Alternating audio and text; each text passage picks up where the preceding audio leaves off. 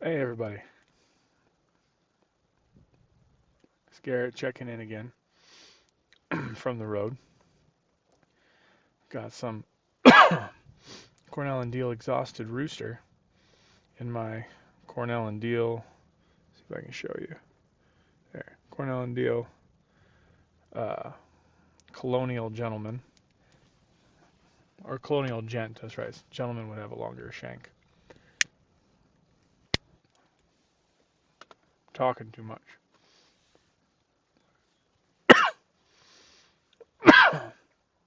Sorry. Um, so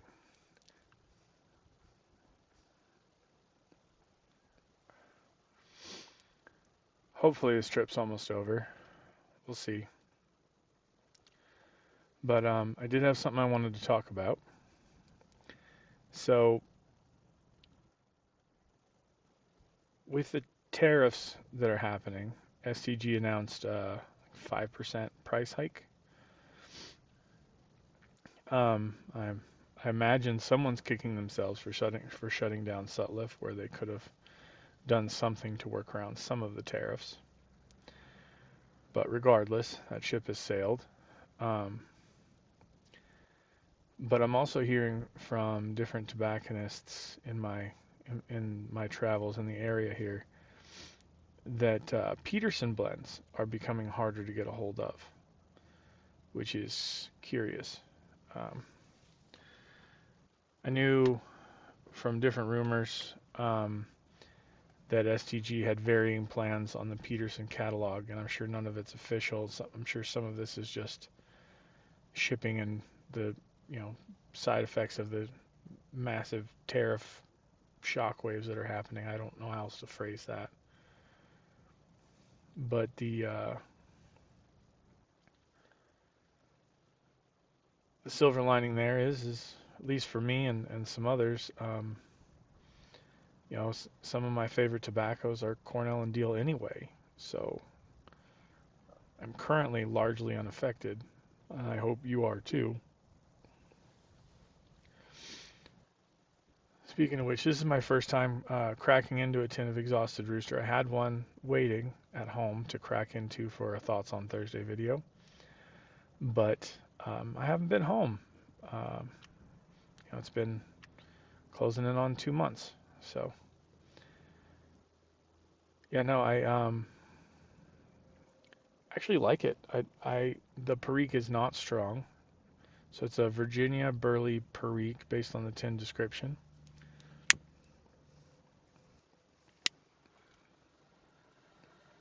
It was originally made for the Chicago Pipe Show, and it's one of those blends that just had had enough success that it remained in production. I'm going to stop you. I'm going to stop trying to smoke while I do this. um, there's you can taste the Perique just enough, um, but for the most part, the rest of what I get is Virginia Burley, just with a little something different, and honestly, it hits the spot. Um, some of the tobaccos that I have open with me haven't been hitting that spot as well, to the point where I actually went down and hunted down a tin of Irish Flake, which was pretty hard to do in Arizona because not everybody had that available. So I drove up to Phoenix, went to the Cigar Inn, and was able to get a tin there. Um, I'm not going to be able to anytime soon go back to Crescent Tobacco to do that video, so if that doesn't happen, I'm sorry. Um, but if you guys are looking for any Sutliff stuff, including um, Maple Shadows, and there was a tin of Blackthorn Shillelagh. These are the 8-ounce tins, and I think it's the original Maple Shadows. Cigar Inn has those in addition to uh, some of the Kringle Flakes, the states of Virginia, which is a really cool concept, which is multiple flakes of multiple different kinds of tobacco so you can mix and match to your taste all in one tin. It's pretty nifty. Um, they had some of the crumble cakes. They had the McBaron stuff. They still have some McClellan bulk available. It's an incredible place. Um, I probably shouldn't put the word out there, but at the same time, I mean, how many of you guys are honestly watching? If it's really something you're interested in, something you're looking for, they have it. It's up for sale. And in my conversations with the son of the owner who is running a majority of the business now, to my understanding anyway, he's willing to do shipping, but you're gonna have to call in the store and do everything over the phone. I went down to Stag Tobacconists.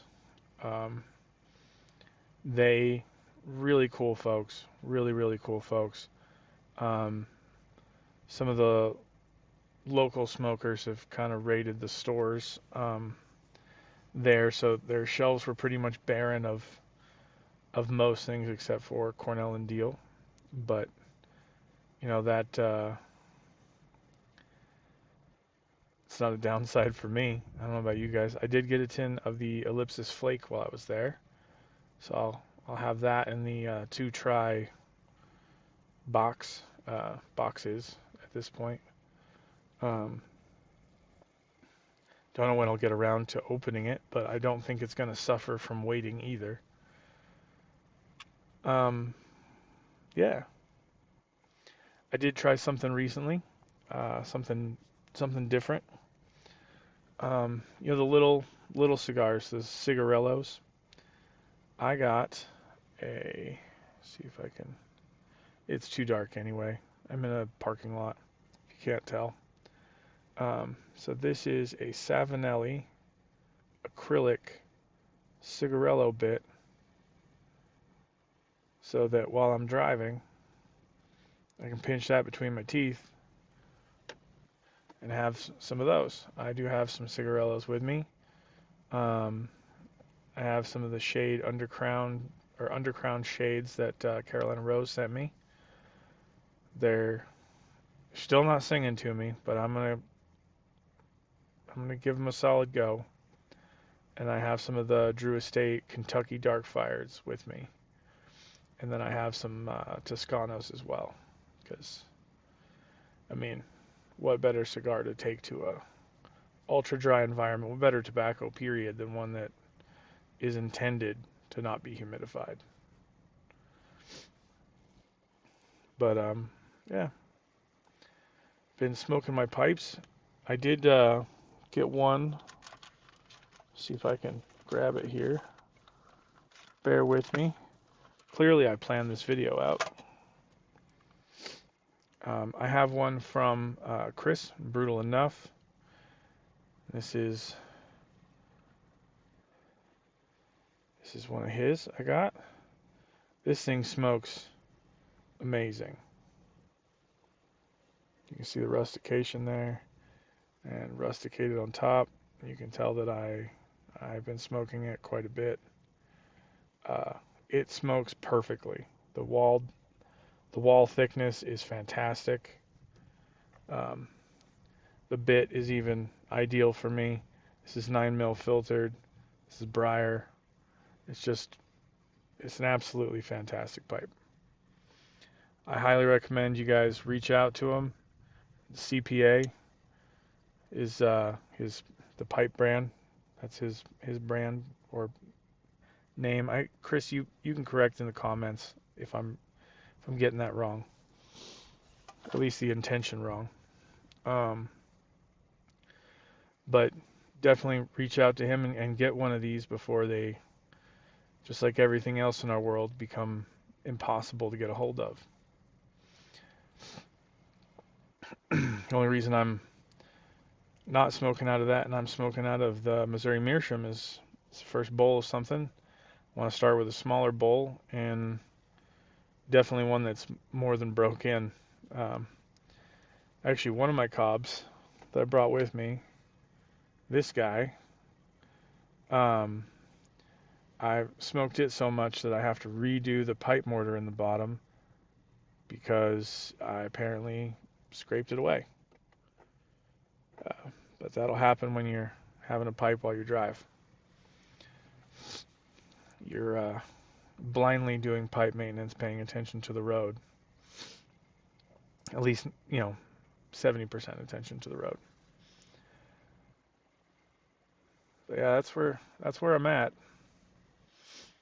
I'm pretty sure that once I'm done here, I'll be done on the road for a little bit, but we shall see. Never can predict the future. Much as we all try to plan, things do fall apart, and that can be hard, especially when it takes you away from the places you'd rather be and the people you'd rather be with. Um, but this is the price I pay for the position I wanted, and I got it. So, well, it's been 11 minutes. How refreshing would it be to have a short thoughts on Thursday, huh? Um, mm, there is another tobacco shop I want to mention to you guys that I came across in New Mexico when I was there, and that is Lady Harrington's, I do believe it is. Harrington? I don't think Harrison. I think it's Harrington. It was formerly a Stag tobacconist. Um, then it was sold off, and these people are running it now, and it is a very classy establishment. They have a more than decent selection of pipe tobacco. Uh, and it's all their pipe tobacco is stored in the humidor. Um, New Mexico, Arizona, Colorado, being dry places, sometimes it's best to have them in humidified places because not all the seals are fantastic. Sometimes things go. And the cool thing that they did there when I was in there is their bulks are, instead of in a chintzy bag, their bulks are done in little acrylic jars that you get. So you don't, I mean, it's going to last a whole lot longer than that bag as far as keeping your tobacco fresh and ready to go without any extra investment. So, I mean, that's pretty cool. But yeah, no, I think that's the majority of my travels. There is a cigar lounge. There's a chain of them. I think it's Anthony's, um, here in the Tucson area. But it's primarily cigars, and I went to one of them and was informed most of them are pretty much the same. Um, but I got a lot of side eyes with the pipe, and I really don't feel like I need to justify myself to anybody. So, if we're not going to be welcoming, I don't need to be there. So I haven't been back. But the staff there was very nice. It's just the rest of the patrons, and they're allowed their opinion. It's fine.